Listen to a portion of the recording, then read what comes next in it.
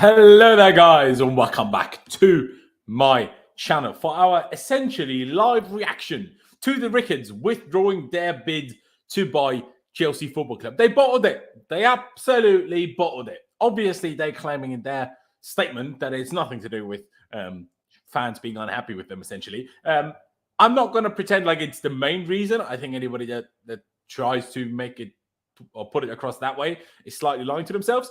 But I firmly believe that it played its part and it certainly had some sort of effect. But of course, there will have been different reasons behind the scenes as well, which we will get into. But at the end of the day, this is still big. This is big news. Who would have thought? I mean, last night was quite literally the deadline for improved bids.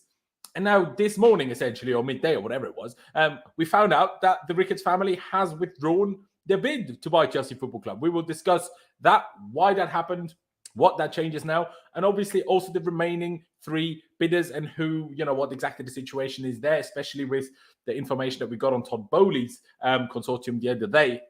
So we will get into that. Let me quickly highlight this super chat here before I introduce my wonderful guests. By Velan, appreciate the donation very much. No idea what currency that's supposed to be. Never seen that before, but appreciate you. Saying can't wait for Todd to kick Buck and McLaughlin out.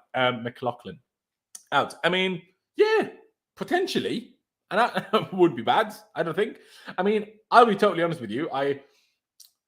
Not because I don't want to, but I've just never really done all that much research on the whole Bruce Buck situation. So I'm not really, other than the whole dodgy business with the Ricketts, I'm not really sure what I should be hating him for, if I'm being perfectly honest with you. Just because until now, kind of, it's not really been relevant. Singapore currency, well, appreciate that. All around the world, man. Cheers, Velan. But yeah, essentially, don't really know when I should hate him, how much I should hate him, blah, blah, blah. But I guess we'll find out. And if he goes, he goes. And McLaughlin, of course, to people that might not be aware, is our head scout, which, of course, there's been plenty of criticism towards them for a little while. But let me introduce my wonderful guests. I'll start with you, Clutch. Thank you for being here, as always, my bro. It was early news for you. I messaged you. Can you stream in like 50 minutes? And you're like, yeah, sure. We're doing a preview for Palace. I'm like, no, bro. The big news is like, what news? Obviously, Clutch living in America, just smoking up, essentially. It was early morning for him. I'm like, bro, the Ricketts have pulled out. So what was your initial reaction when you first heard it in the morning, I guess? And what's your thoughts now? Yeah, I mean, I thought I for the last couple of days I haven't got on Twitter as much, but no, when you said the Ricketts are out, I was like, there's no way, right? It has to be a joke. I couldn't see why they would do it, and it seems like there's a myriad of reasons, but pretty happy, to be honest. I mean, it's the one controversial, what would you be, bidder left. So for me, it's more of a W. I mean, they can say it's not about the fans, but at the end of the day, the fans still got what they wanted, didn't they? So it doesn't really matter why they pulled out. It happened, and now it's focusing on the three others that have put in their bid. So for me, I was pretty happy. I mean, I put out the poll yesterday, who would be the preferred bidder. Ricketts was one of the last ones, other than the Broughton guy or whatever his name is. But yeah, for me, I was just pretty happy. There you go. So am I, mate. So am I. I mean, Explosive Gamer saying here, Laurenz Buck was the one who pushed for involvement in the European Super League.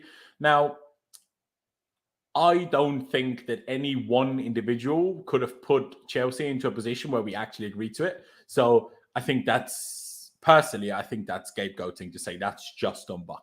Buck has a lot of power and a lot of influence, but the other people would still have to agree.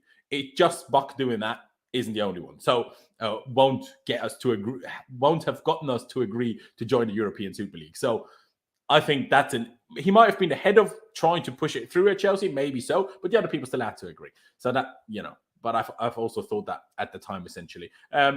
Appreciate you, Fantasy PGA Tour, but let me get to Pys, the man of the news. I texted him earlier. I was like, mate, you available for that stream? Because if I need anyone, it's him. Because if I don't remember anything big, Pys will remember. So, Pys, thank you for joining us as always, mate. Big news this morning, eh? Big news. Yeah, big news. I mean, it was quite funny, actually, because I was just resting and I wasn't actually on my phone for once. And then this whole thing broke. So I was like, oh my God, what's happened? And then I saw it. And I wasn't expecting it at all, but yeah, I'm relatively happy. Obviously it's they did have the two big backers in Gilbert and Griffin, who do have an absurd personal wealth, but at the end of the day, I think with everything told, like, I mean, these guys couldn't agree to the final structure of the deal, so like. They've not even bought Chelsea yet, and they're already arguing and disagreeing over who's getting what and who's doing what. So, I mean, that doesn't bode well in my opinion, or it wouldn't have boded well. If they did submit the bid and there was these complications, then I'd have been even more worried. But now they haven't. It's kind of like, yeah, it's good news to be honest. Obviously we'll never know what owners they would have been like. They could have been fantastic owners. Ken Griffin could have spent loads of money, but at the end of the day, I think this is a good decision for the fan interest as well. I think because like I just personally, for me myself, I didn't want to have owners that were controversial like that. And yeah, I get Roman Abramovich was, but at the end of the day, he was already here when the controversy happened for like 10 plus years and stuff like that. So I always said it's harder to get an owner out than it is to get to stop them from To coming stop in. an owner So coming in, yeah. yeah, Good. Well done, yeah. that was my whole point really with it all. I hear that. Just to highlight it, as far as I'm aware, at least, it was Nick Purell who broke the news. I think Jonathan, what's his face? Who was the other one that broke it earlier? I forgot his name now. Goldstein? No, No. he's in the Boehly bid. That's not who I'm talking about. I'm talking about the journalist. Who's the guy at The Athletic? What's his face? Jonathan. I don't know Jonathan. I'm having it. Doesn't matter. We'll get to that later. Or is it Jacob Steinberg? Jacob Steinberg. It was Jacob, yeah. not Jonathan. There you go. My bad. I think it was Nick Purell who was first, though, even though some other people have said it was Jacob Steinberg. But anyway, I have no idea who PA Media actually are, who Nick Purell works for them. But they got it first somehow. Sorry? They're the press association. By the UK based, yeah? Yeah. Okay. There you go. Well, as you can see on screen, they had that exclusive at 1 p.m. my time, which makes it 12 p.m. midday UK time. The Ricketts-led consortium has withdrawn its bid to buy Chelsea Football Club. The group has confirmed in a statement released to PA Sport. The Chicago Cubs owner and the partners opted not to submit a final bid for the Blues, with consortium members understood to be unable to agree the final composition of their offer. Chelsea supporters support objection around Ricketts family patriarch Joe Ricketts' historic emails understood not to have played any part in the withdrawal of the bid. The Ricketts Griffin Gilbert group has decided after careful consideration not to submit a final bid for Chelsea FC. Reads a Ricketts Red Group statement to PA Sport. In the process of finalizing the proposal, it became increasingly clear that certain issues could not be addressed given the unusual dynamics around the sales process. We have great admiration for Chelsea FC and its fans, and we wish the new owners well. I will highlight another tweet in a second. But yeah, that's essentially it. Like I said, obviously they're officially claiming fans had nothing to do with it. Like I say, I think it will have played a little bit of a part, but I don't think it was probably the main reason, because if it was the main reason, why would it have taken them so long? But yeah, things are different. But I mean, what we can even read of this, right? The fact that they couldn't basically agree like within their own members of the consortium about how big the bid should kind of be, like that in itself tells you why they should have never been owners. I mean, that's why that's not why, but that's one of the reasons why I'm very happy that they pulled out, because the fact that is a problem is exactly why we were always right to criticize them also for their business side of things, not just for their human, I guess, side of things outside of that situation, which we criticized before, I guess. So, people that was like, oh, they have the most money and it's still better than Todd Boehly. I'm like, but they can't even decide how much money they want to spend. Do you know how long every other decision would have taken? Big no-no. Absolutely massive no-no. When you read that, Clutch, that was the screenshot I put in the chat. Do you personally think the fans had anything to do with it, or do you believe the Ricketts statement of saying, well, it had nothing to do with that at all?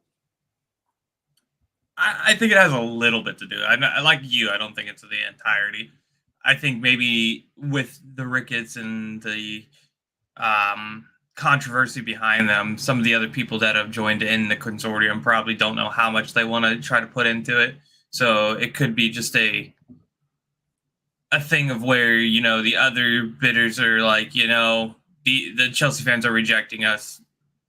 who says they're going to spend money on this club, even though we all know we would regardless. But they don't know so much if we would put the financial into it, and they would see that financial gain that they want to see in the first place. So, yes, it does have a little bit to do. Anybody who says it doesn't is kidding themselves. I mean, there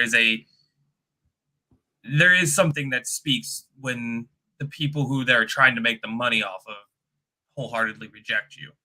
So for me, it's a little bit, but not all.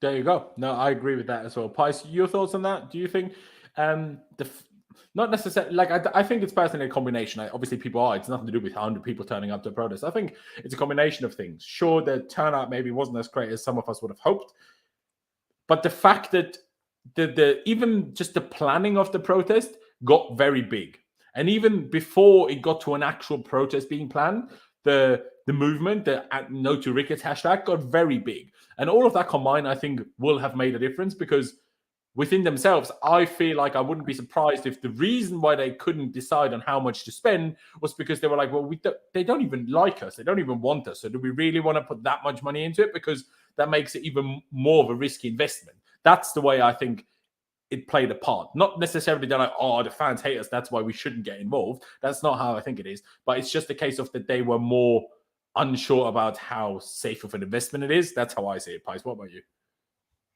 Absolutely. I mean, I always said, why would you want to join a club that your fans dislike you from day one? Like, it just doesn't make sense. And obviously, they tried to get more investors on board, like Griffin and Gilbert and stuff, and Chelsea fans weren't so against them. But it's like, besides the point, I definitely agree with Clutch. Like, I think it has somewhat to do with the fans and the pressure and stuff, but even to, like, supposedly the biggest thing was not agreeing like the deal and who would have what shares and stuff, supposedly. Like, to leave that to the last day and then decide you're going to pull out is it's just a mess, to be honest with you. Yeah. And I'm glad they have, because I mean, look, like, Voquin wanting to pull out, like, why wasn't this done earlier if they had such problems? Like, why have they been really arguing over this since the final day? And like, oh yeah, we're gonna pull out on the deadline. Like, what's that all about? We've had so much reports and PR coming out from their camp. This is what we're gonna do, bro. They put out an 8-point plan, and you're telling me that they didn't have all the investment and stuff sorted and who was gonna get what? Like, that's just crazy. If that's actually true, like, again, that just shows you again that was all PR. They seem to have everything wrapped up. They didn't really care about what the fans said. They still met the supporter groups. They still met, the pitch owners and things like that. So yeah, they didn't seem like they cared about what the fans thought. But I mean, it's just a bit funny that they pull out on the final day, supposedly haven't got all structure completed when all the other bidders have. Like, it just there's an untold story here, I feel like. Yeah, potentially. I mean, I have it up here on screen, that reported by Ben Jacobs initially, and then by Absolute Chelsea, as you can see. The Ken Griffith, who, of course, wasn't the main guy. That was the Ricketts, but he was the guy with the most personal wealth. Although maybe the guy they added late had more, I don't know. But he had huge wealth anyway. What was it, $28 billion? Whatever, like huge, like pretty much double of Roman Abramovich. So like absolutely ginormous wealth. But he was reportedly, at least, Voquin wanted to pull out of the Ricketts family investment group's bid for Chelsea. There were issues over the share split. Now, you can, look at things whatever way you want. Again, in my opinion, this supports my theory. Where I'm like, well, why would the richest guy not do it? Because he doesn't see it as a safe investment.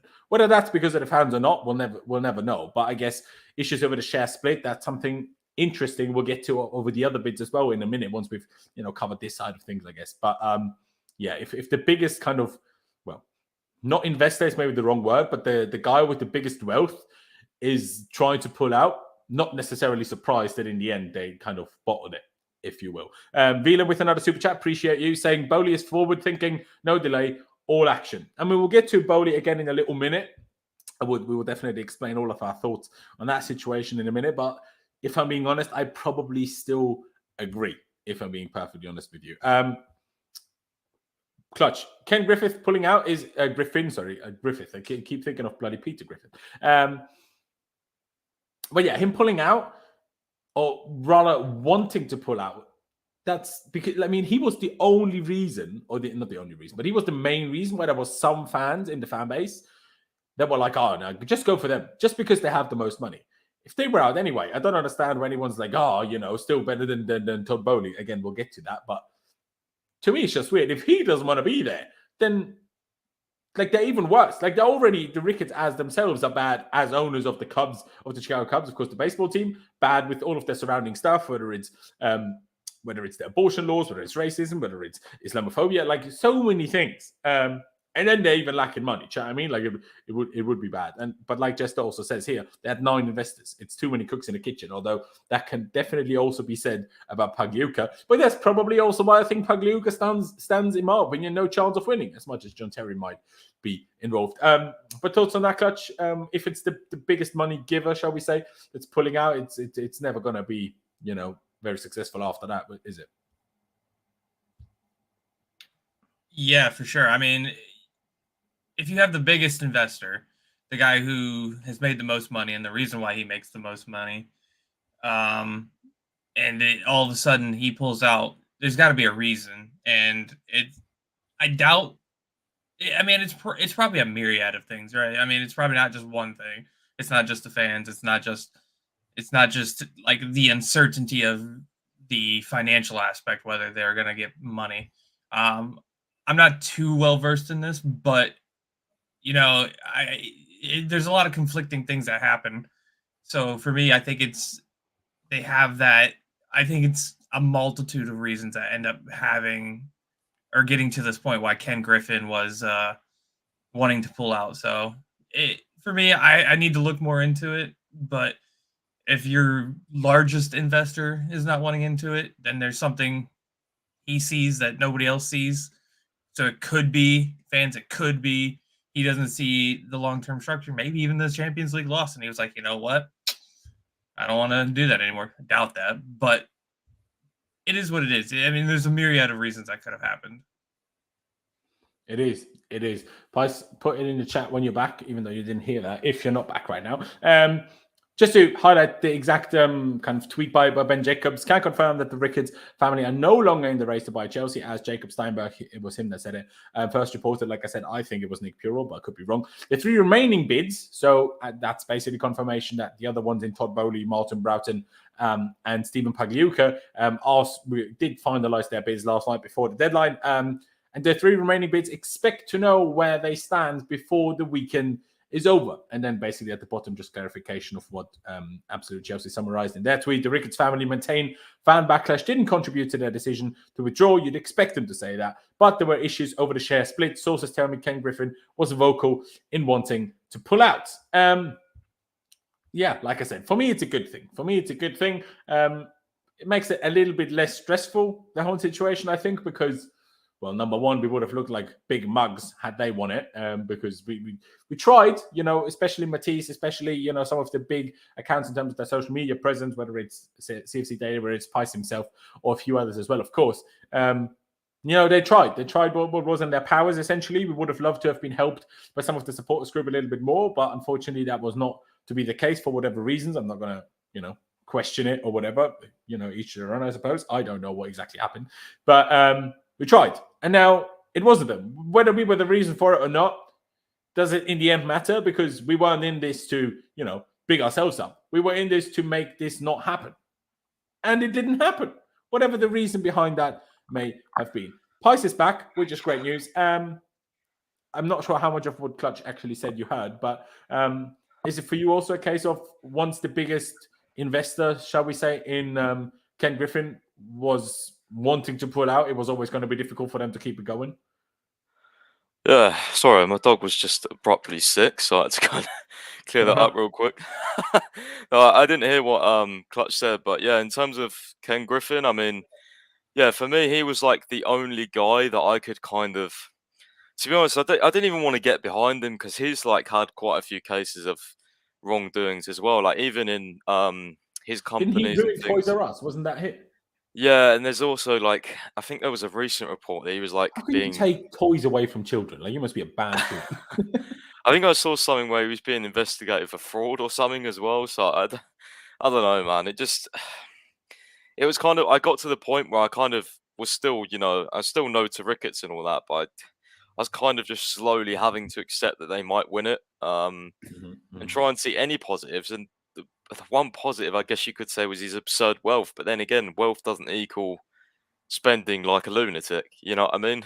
So the Athletics report even said the other day, look, everything in his professional career suggests that he will only put in what he thinks he's going to get back. So I was thinking, like, the Ricketts have just bought these two guys, him and Gilbert, on the board because, or in their bid, because the Chelsea fans, like, they'll just see their net worth and think, oh, these are going to be great owners. You know what I mean? Like, I wasn't particularly getting fooled by that, but I know a lot of people were.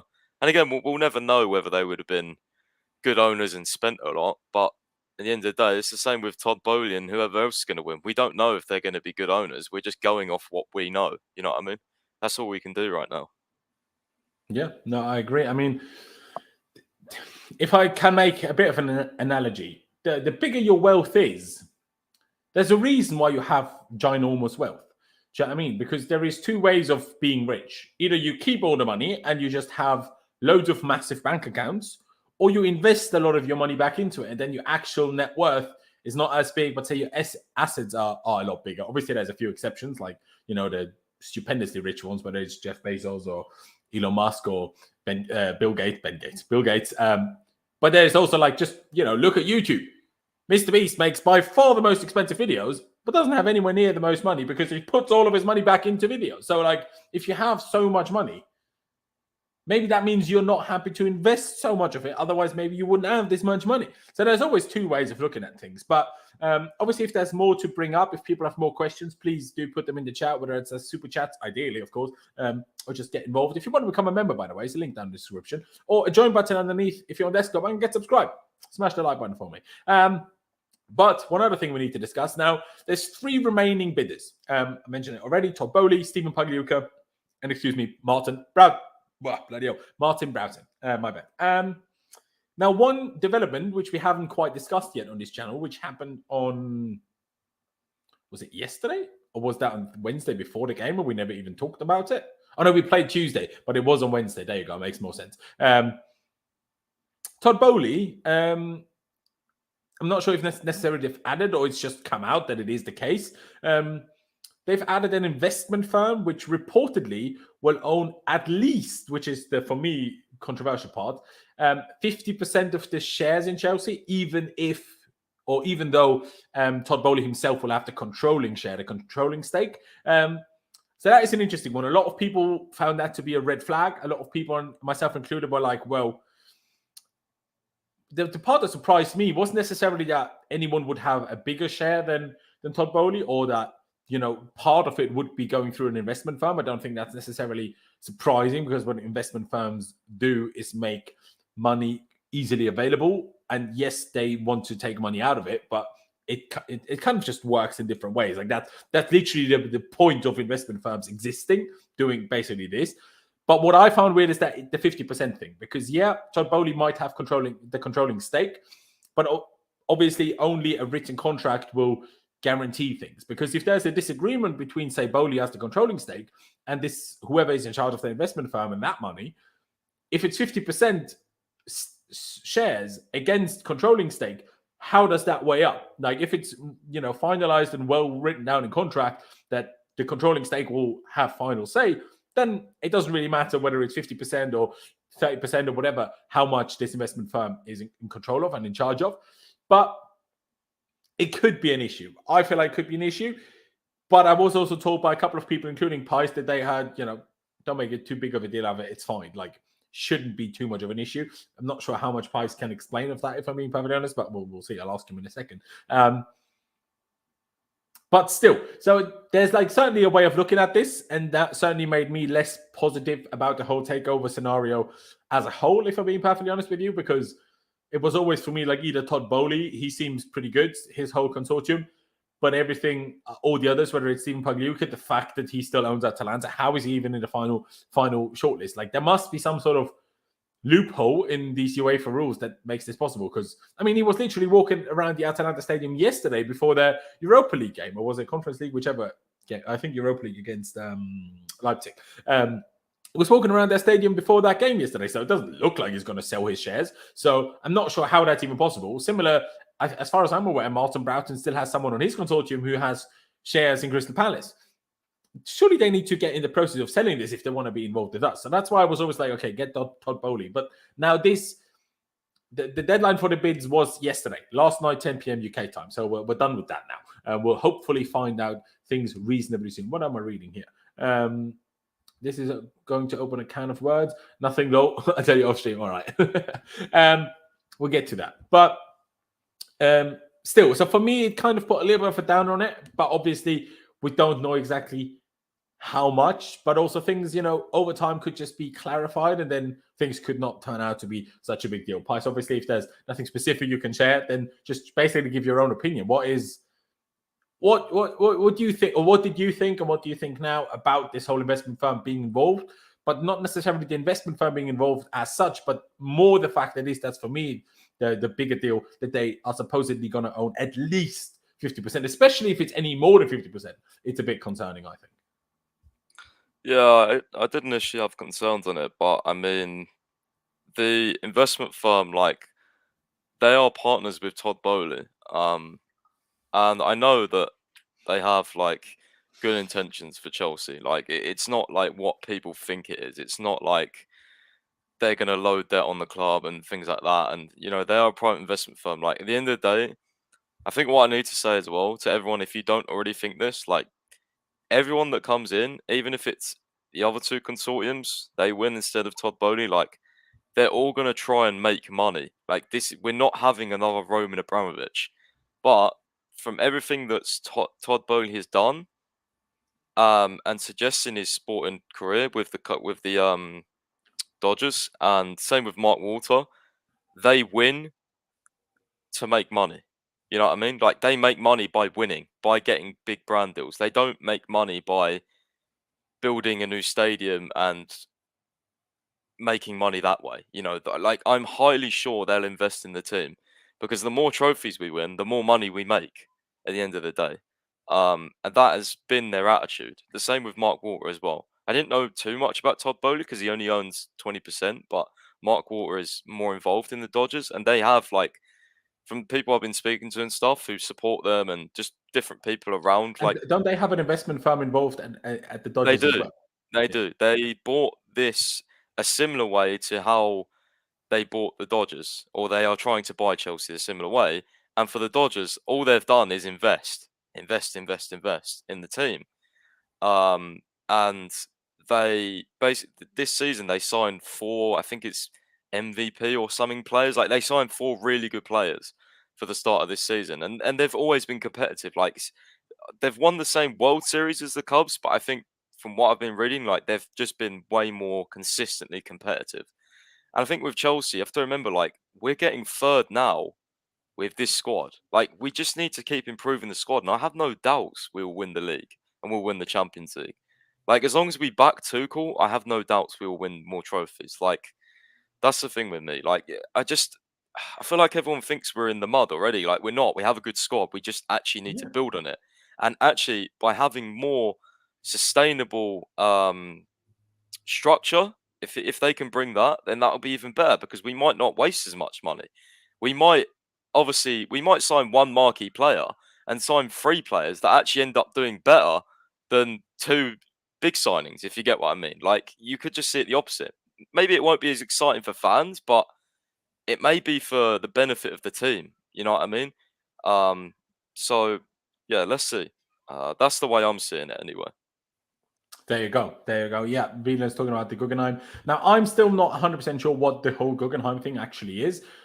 I've been to the Guggenheim Museum in New York when I was about 10, but that's really the extent of what I know. It's a museum and they have a lot of money, but what exactly it is, I'm not 1,000,000% sure. Maybe I should have done some research. I do apologize. But what I will say is, I think people need to also think about a little bit and, hold on a second before they think, what they want to make money. There is 2 ways of making money out of any sort of investment, out of any sort of business.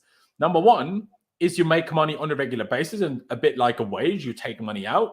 But there's also the way, a bit like Roman Abramovich would have made money had he been allowed to keep any of the proceeds, is he bought the club back in 2003 for £100 million. He's now selling it for anywhere between 2.5 and 3.5 billion pounds. So there's also a way, if the Boehly consortium in 10, 15, whatever, maybe even 5, which I think is less likely, so more like 10, 15 years, decide to maybe sell the club. If they do their job right, if we keep winning, if they build a new Stamford Bridge, hopefully in the same spot, or at least redevelop it, if we bring even bigger sponsors in, all of those things will then make the sell-on price in 10, 15 years absolutely ginormous. And all of these people have enough money that they don't need to make profit today. They don't need to make profit in 2023. They just want to make profit, right? That's probably what they want to do. But if they increase the value of the club and then sell it in 10 years for a bigger price, then that is making money. And it doesn't harm us at all. Obviously, we'll have another situation where we're like, oh, who's going to be our new owner potentially in 10, 15 years again, which for us as fan mode won't be fun. But hopefully the next 10, 15 years until that point could be fun if they do it the right way. That's how I see that. Would you go along with that, Pies, that there's not necessarily Guggenheim management owned the LA Dodgers? No, I know that. I'm aware of that. But I'm not aware of what exactly Guggenheim is, if that makes sense, because I just know it as this museum. Yeah. So sorry. What did you want to ask me on that? Oh yeah. Basically, whether you agree that trying to make profit out of this as the owners doesn't necessarily mean they'll take money all the time. There's making profit by just increasing the value and then selling it in the future. It's like when you buy a house, you renovate it, and then you sell it for a much bigger price. You made money, but not the day after, just after you've put more money into it. Exactly. And that doesn't end up as a bad thing. Yeah, exactly. As long as they invest in the team, then I have no problems. We're going to get an expensive redevelopment in however many years. I don't know how long it's going to take. Don't know whether they'll start it straight away or in a couple of years. I don't know, but that's going to be another revenue stream. And like the thing is, like, the more trophies we win, the higher placing we finish, the more money we earn. So, like, I don't get how people are thinking that we're going to become like finish fourth every season. Like, trophies equals money. You know what I mean? So that's the way I see it. Of course, you've seen what other owners have done where they just use the club as a profit, don't necessarily have good transfer windows, but I always don't find get weird that. about this. Do Arsenal even make profit? Yeah, I don't know. Finished the last 2 seasons. Yeah, I don't know the ins and outs, but I think everyone's a little bit too scared. Like, I just don't see a situation where, first off, Roman Abramovich sells to an owner but is gonna not invest in the team, and second of all, I just don't see a situation where, as I said, they come in and just don't want to win. I can't foresee that happening personally. Yeah, there you go. I would probably agree. Clutch, your thoughts on that? Is it a case of there's no problem with them making profit if they do it the right way, and that doesn't necessarily harm the club? Yeah, I think from the beginning I've always said that I don't think there's going to be an owner who's going to come in and spend the money like Roman would, right? So I think it's about smart investments, and that's kind of where I think Boehly is our best choice, because he's the guy who wants to make the smart investments. He doesn't want to, or it's not that he's going to go out there and he's going to spend $100 million on a striker or just kind of a useless, pointless overspending like a City would, even though that's not really useless. City has their kind of dominating, but I think it's about smart spending, like, because currently one of the things I think we desperately need is a DM. Will they spend the money for a DM? Will they be willing to put the money into a Chouameni or a Rice? And it sounds like they would be willing to do that at that point. And I think that's kind of where, if you're looking at profits for them, it's kind of two trains of thought. You're buying the European champions, even though we are out and we're not going to be, but we are still holding that title for now. You're also looking to how do you expand it over in America. Yes, you have Liverpool and you have United and Arsenal, who are all owned by American owners, but Chelsea have something those 3 other clubs don't: the biggest star in the sport playing for their club. So for them, they still have that way of getting money in that regard. We're getting Mbappe confirmed. I don't think I think Mbappe is pretty much set in stone where he's going, no matter how much they try to talk differently. But still, I think there is a way, and I do think if anybody is going to be able to get the profits that they want, it's the Boehly consortium. So I don't think there's going to be a problem in that regard. I mean, Chelsea are 16th biggest football club franchise, whatever you want to put it, in the world, worth the most at least. So I think there is that ability. If we had a bigger stadium, we'd be in the top 5. Yes, for sure. So I mean, it's the biggest club in London. So sorry, Arsenal, you guys suck. But for me, yeah, I don't think they're gonna have a problem getting the money. There you go. And let me just read out this comment by Pedro here. Football clubs are not very profitable on the whole. There's enough case studies of owners not making huge profits to put potential owners who are just in it for the profit off buying a club. Now, 100% you're right, but there is obviously also quite literally the example of Roman Abramovich, who turned a club worth 100 million into a club being worth roughly 3 billion. So, I mean, that's 2.9 billion profit. You know what I mean? Like, you know how bad that is when you think about it. Obviously he put a lot of money into it, but boy, was that worth it in the end until Putin went mental, obviously. So that screwed it. And Chris, I think you're having a big brain fart here because Liverpool were in a very, very different situation when Klopp took over than what we are in right now. And even when FSG took over Liverpool, they're in a very different situation to where we are right now. Like Pi said, I think it was, we already have a good squad.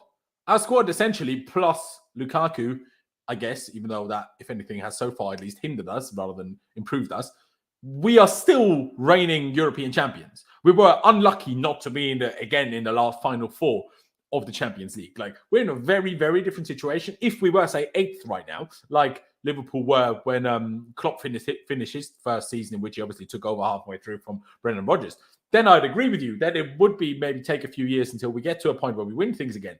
But we're not in that position. We are, at the moment, relatively comfortably in 3rd. We're in the FA Cup semi-final. We could have been in the Champions League semi-final if it wasn't for getting a bit unlucky and just not being on it in the first leg, really. Like, it wasn't a case of lacking ability. It was a case of lacking motivation, I guess, which shouldn't happen, but happens every now and again, happens to most teams. So I don't think you can compare us like that to Liverpool whatsoever, personally.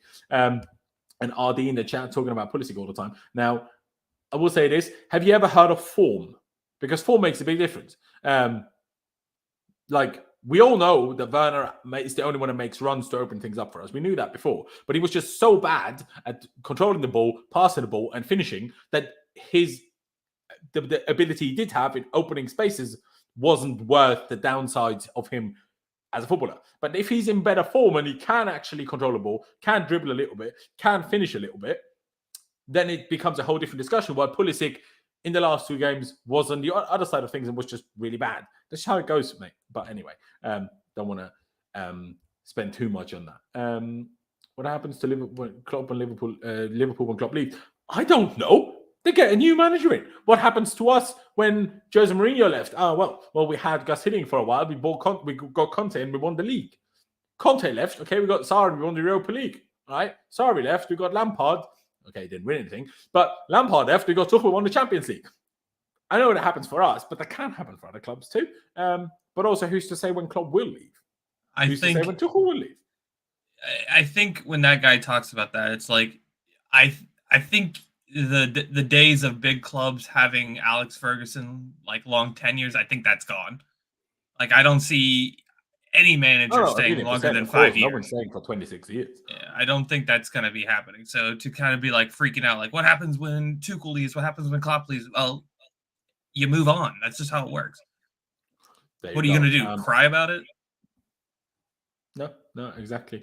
Pice, I've replied to the first comment. Do you want to reply to that? Pedro's making a fair point. I just want to get you more involved. I'd read it out and then you can obviously kind of give your thoughts on it. I think the Abramovich point is valid, but it's a lot more complicated than he bought us for X and sold us for X. I would love to know the full breakdown of investment/profit over the last 20 years. As far as I'm aware, Pice, we know roughly that Roman put 1.5 billion into the club. And he made a profit in terms of selling and buying price. Obviously, he's not getting any of the money, but anyway, of 2.9 million. So even if you take off that 1.5 billion they invested, there's still a profit of 1.4 billion. So, do you know what I mean? Is that about where you sit as well on that discussion, Pies? Yeah, and I think also like this is where Marina was quite important, right, throughout the years, because I think in terms of our accounts and stuff like that, the balance, like we made a profit pretty much most years, I'm pretty sure. The Until the pandemic hit Rona, us yeah. hard. Yeah, the pandemic hit us hard, and I think that's where Roman put money back into the club. I think it was like 100 and something million. And in the grand Um, scheme of things, that's not even a lot. yeah, that's not even like that much for what Roman was doing for us. So, um, yeah, I mean, we've done well. So I don't know. Like again, a lot of my opinion and stuff, and it can only be off what I've read, articles and things. But Todd Boehly seems like a very smart businessman. And I don't know. I guess this is an argument as well for Marina to stay in terms of the accounts, the balance, the profits. That's what she's good at, right? Running the club that way. So I guess that is an argument for her to stay as well, because can you get someone in to the club that does the same job as her to the level, like player And also sales, knows the things club like so that? well that it's easy to continue that job at Exactly, that yeah. level. Yeah, that's a good point, because someone coming into the club doesn't necessarily know the club or will know the club, how it operates. Obviously they'll probably look at what Marina's done, and everyone has their own business ideas, but I think that's where that's her expertise, right? Is making sure the Chelsea books and the balance is healthy, and I think pretty much every year it's been good. So yeah. There you go. There you go. And another interesting comment about Pedro here, saying football over the last 20 years has changed as a product, 1,000,000%. It's hard to say football whether football will explode again as a product in terms of streaming and sponsors. If an owner buys now, I can't see them profiting like Roman did. Well, Roman in the end didn't at all, but I know what you mean. It's an interesting point to make. I would say personally, it's gonna explode even more. There is a limit to it, of course, but I still think that limit has not yet been reached. As globalization takes place, as the world just keeps developing, I guess, even more places with a lot of people, South America, Africa, more Asian places. There's so many people there that still that don't quite have the capabilities of consuming football as regularly as we can here in Europe. Of course, there's areas in Africa where they can, areas in Asia where they can, but not everywhere just yet, because unfortunately that's how the world goes, and the Western world is unfortunately more fortunate than in some other places. But over the years, those places will also have the capabilities of consuming football the way we do, and that will have such a spike in people to kind of target, whether that was advertising or just more people that will buy the product, and therefore more money for selling it to the people that will provide it to those people, if that makes sense, if I'm making any sense here. So I still think we're not quite at that limit yet, but I think it's an interesting point, Clutch. Do you think football is anywhere near its limit? Because I don't think we are. Despite being probably the biggest sport in the world, I don't think it's anywhere close to being what it can be. I mean, you look at like, do I think it'll ever be the biggest here in America? No. But do I think it has a great room for growth here? Of course it does. It's just about Maybe how not you the get to that. biggest, but I think personally, I could be wrong here. Obviously, you being American will know that better than I do. But I think it could get a lot closer than it is right now still. Oh no, for sure. It could be a lot. Like the thing that America's kind of missing is that reason to watch it and the excitement of the sport. Like a lot of people here, your biggest criticisms are right. You have like a game can end 0-0. That's not cool. But it's like also America's soccer structure is, well, everybody just plays and there's a playoff. So it's basically the American football And also, you don't even have structure. relegation. Yeah. So I mean, there is talks about that, and um, a lot of things that you could change and get those players like your Gio Reynas, like your Christian Pulisic's, who can be those top guys, can be world stars, could be. Christian Pulisic is playing for Chelsea, just won the Champions League with Chelsea, first American to do it. first American to, I think, has like the most goals for American in the Champions League with like 9 or something like that. Whatever it ends up being, I don't remember. But like you have these stars who, that's what grows the sport in your country, and I think there's the room for growth here, but that also goes to somewhere else, like in Asia or like North or South Korea, where you have Young Sung Min, who is going to also explode it there. I think that there is a lot of different countries that have that, and it's just waiting to grow there. Obviously, there are lots of countries still being the most popular sport in the world, but it's there is a market there that just needs to be looked into. So it's not like it's never going to be profitable because I mean, look at the World Cup. The World Cup is one of the most profitable things that happens. So the reason why countries want to hold the World Cup is because you get a lot of money from it. FIFA gets exponentially more, obviously, but depending on how much you spend, I mean, a lot of countries have to To spend look money at how for. things turn out for South Africa and Brazil after the World Cups, though, I'm not sure that. Well, the actually difference is applies, there is they had to considering they've build the turned their stadiums. stadiums that they build for billions into just what's the word? Dump sites? Is that the word? Like they just have broken buses stood in the Maracanã half the time. Do you know how mad that is? What is it?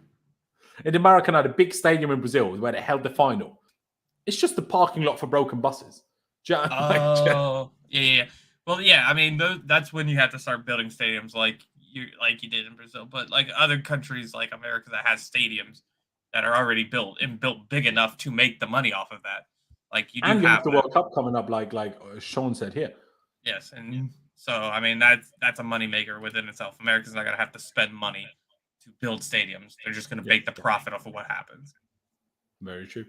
And obviously, the US, even if not necessarily used to football, soccer as such, they still have all the experience in the world of putting on events, sporting events as well. So, like, there will also not be an issue if they have to do drastic investment to like put it to the same level that FIFA expects for the world. So, like you say, it's just going to be huge. The one and another thing is for the US time zones. That's the one slight negative that Asia, of course, has. That things that happen in the UK and Europe at our normal times, afternoon, evenings, is much later in Asia. But the US has that advantage of Saturdays, Sundays, basically in the morning time. Like obviously some games are super early, but comfortable morning time is when all that Premier League and European football is on. Sure, the midweek stuff is a little bit different because that kind of falls in the middle of people's work days, which is the unfortunate part about the Champions League, which is the biggest competition, but the least watchable one for the average American, just because they're going to be at work.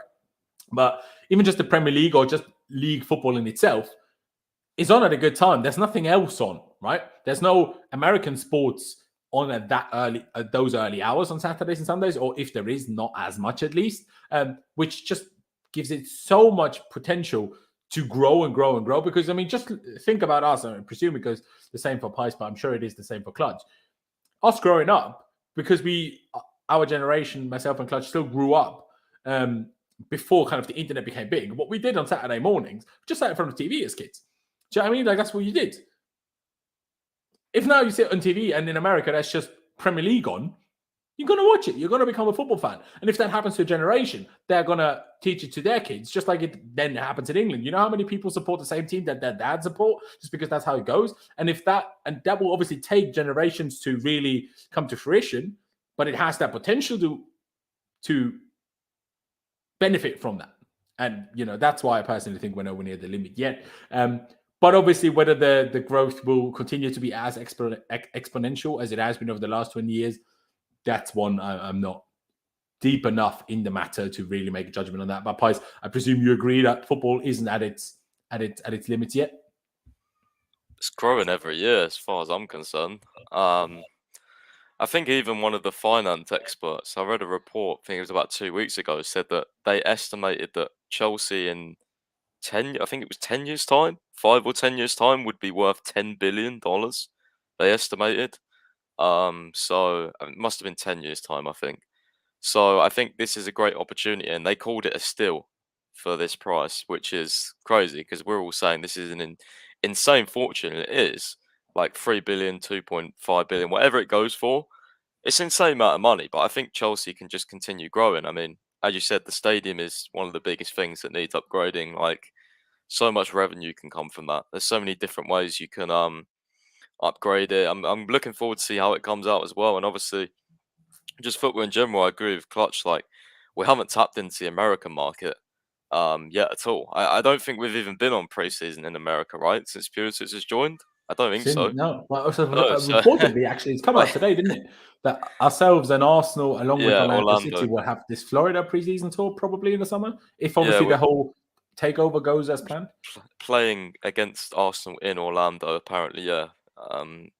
So yeah, I mean, the American market is virtually untapped by us. And again, like we usually go out to Asia and stuff in the last few years, and like Chelsea have millions of fans across the world, bro. Like there's so much room for growth. So yeah, I don't buy this whole thing that they can't make a profit on Chelsea. Like making a profit and succeeding can exist, as Abramovich has shown us. Will we ever get an owner like Abramovich? Probably not. But at the same time, like football's developing anyway. You can't just like come in and plunge in a lot of money like Roman did in the early days because of like FFP rules and everything. Everything has to be more smart and strategic investment now. So I think in a way this could be a good thing. I agree. I mean, John has made a point here. We did definitely go to the US when Ruben did his Achilles, but that was for a charity thing against anti-Semitism. So not quite the same. That we didn't do that to make profit, but we did do it. So you're not wrong necessarily. But yeah, I mean, the American market, like essentially, we should every preseason should do a game. I don't know, one in Florida, one in New York, one in Texas, maybe even go West Coast. But obviously, West Coast is more like, oh, we're woke, we love things. So not sure whether they'd be so invested in the football. But then you see what's going on at the LA Galaxy games, at the LAFC games, like reasonable support, obviously different to England or Europe, but people turning up, still people turning up. Do you know what I mean? That's essentially what matters. Or turning up and tuning in. But to take it back, Chelsea played Juventus at one point here because I think it was in Michigan. Who played Juventus? I think Chelsea did in a preseason. I think I remember them playing. Oh, we've definitely, like, I remember under Jose's second spell, we went to the US, we played Real Madrid. I remember playing against Ronaldo at Madrid. We played that. We played Inter in the US. No, Inter we played in Japan, I think. When you remember when Inter scored that ridiculous own goal in preseason from like the halfway line, he tried to pass it back to his own goalie and scored top bits. That was mental. But yeah, no, we've definitely been to the US a few times, but it's been a while, and certainly not since Christian Pulisic has joined. Because even that charity game under Sarri, even though we had officially signed Pulisic by then, that was kind of still in the 6-month period where he was kind of loaned back to Borussia Dortmund. I still can't remember whether we signed him and loaned it back or whether we signed him with a pre-agreement for the summer. Whichever way it was, Pulisic signed him and loaned it back. I remember reading. There you go. Regardless, he wasn't here yet. So yeah, definitely more to tap into. But Pice, just quickly for people that might not be aware, now we know a lot about Boehly because that's what, at least people that watch this channel, because we've spoken a lot about Boehly because that's probably all of our personal favorites, and also now obviously this new development. Is there much to say on Stephen Pagliuca and Martin Broughton before we end this off here? Because they did finalize their bid, so they're in it to win it, I suppose. Yeah, well, I read last night actually, Di Marzio released a report, and Pagliuca was at the Atlanta game, and he was officially unveiled as the 55% stake owner. He only bought that in like January or something, didn't he? Yeah, which is weird. So I don't see how he could possibly own Chelsea. Like, he was going around the pitch with the Atlanta scarf and waving it at their fans. I was like, what on earth's going on here? I thought it could be like a good buy or something, but then I read the report and it said that if he buys Chelsea, it won't affect his stake. And I was like, well, I swear that's impossible because you can't own two clubs. So at least by UEFA rules, but I guess UEFA do dodgy things all the time. So yeah, they don't give a shit. don't know how that would work. I would not want that to happen because, like, who would you put your priority towards? He also owns another team, right? I swear he owns a team in America. So I mean, is it I can't remember. Does he own the Cleveland? Is that it? No, is that Pagliuca? No, that's that was Gilbert. Who does Pagliuca own? Was that? He owns the Boston Celtics. Boston Celtics. Ah, that's it. That's it. Boston Celtics. Yeah. Yeah, so Boston Celtics, Atalanta, and Chelsea. Like, no, just no. Stay away, go away. And also, he has like 10 investors as well. So including John Terry, to be fair. yeah, but I mean, I don't read too much into that, to be honest with you. I don't know what, like 9 or 10 investors, like that just screams a mess for me. And I know Boehly's got a few, but like these guys just, I was reading some of their names, like they just don't like link to each other. Like, it just didn't make sense. So Yeah. I don't know. I'm not too keen on that bid. And the Samart and Broughton one, I mean, we don't really know much about them other than that they've got Harrison Blitzer who owns stakes in Palace. And I think the one thing I read was like he'd focus more on like balancing the books, and then a lot of fans were like, "Well, he's just not going to invest. We're just going to be a, you know, an average team and stuff like that." Like he didn't scream ambition. Don't think he's put much out in the media either, to be fair. But he did somehow get in contact with the Chelsea Supporters Trust, which Pagliuca hasn't done yet. Yeah, which is strange because like it's like mystery. The Pagliuca beat's a mystery. I don't know what's happening. I mean, Pagliuca was at the Southampton game, like Yeah, an it just away game. seems But such you'd think you get in touch with the Supporters Trust. It just seems such a mystery. Like, I don't know. Yeah. Maybe it's just not been reported. I'm not sure. I mean, it came But out. I think their statement yesterday, didn't they release it yesterday, the Supporters Trust, in which they said they're still waiting to hear more or to get in contact with Pagliuca. That's it. Yeah. So, Yeah. So I mean, it's guess coming that from could them. be I good. guess they're unless they're trying to, I don't know, don't want to make it public or whatever. That seems Yeah, to it's weird. be the scenario. But yeah, thanks for that, Pies, mate. But like I said, you know, like Pies explained, basically the reasons why all of us would probably still lean with Todd Boehly. Obviously, there is never a guarantee how this 50% and how will it be 50%? Will it be 51? What if it is 50, 51? That is something we'll just have to wait and see. And unfortunately, that's the position we've been put into by, well, I guess to some extent, Roman himself, but more so bloody Vladimir Putin, the little mug. But yeah, that's it really. Just to highlight this, but John Martins, I'm not 1,000,000% sure if quite that's how it goes because, mind you, Real Madrid are the biggest opposition that UEFA have ever had because Real Madrid, Florentino Perez, their president, was literally the instigator for the European Super League, which is literally the arch nemesis to UEFA. So I'm not quite sure if they will quite so harshly have a problem with Chelsea. Like, we certainly weren't done any favors by the referee, especially in the second leg, but even to some extent in the first leg against Real Madrid. And obviously the referee laughing with Carlo Ancelotti after the game. Not a good look, but I don't personally think that's a UEFA thing. Maybe there's a referee thing going on. We'll never know. I wouldn't necessarily be surprised if there's much more corruption in football, also for matches, than has met the eye. I mean, think back to what happened 15 years ago in Italy. If you asked people 20 years ago in Italy, everyone would have said, yeah, it looks like it, but surely not.